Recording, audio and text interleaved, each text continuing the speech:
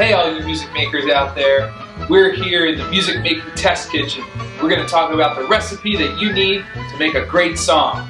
So, I got my recipe here, and it says that we're going to start with 1 cup of drum beats. You take your cup of drum beats, you put it in your mixing bowl. Boom! Next step, you got to take your bass lines. Free-range bass lines from your local farmer's market are the best ones to go for.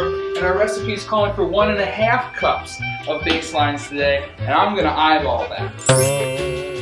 The last step in our recipe here, before we add the vocals, is adding some great guitar licks. And our recipe is calling for just a tablespoon. The key to a great sounding song is a great mix. So give it a good mix. The last step in getting your song put together is having a good set of vocals added into your song. Our recipe is calling for 2 sets of vocals here, and we're going to add them in now.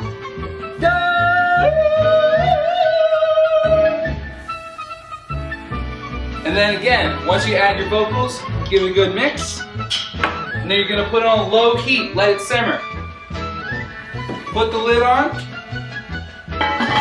and let it low and slow. Let it groove for about 15 minutes. We'll come back and check on that in a little bit.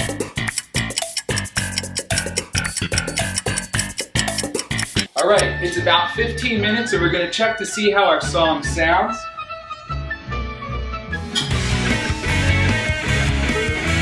It sounded pretty good. I think it's done. Come on over and check it out. Our song is done, and we have a wonderful sounding song. I think it's gonna be a hit. Enjoy your song making, and see you in the next one.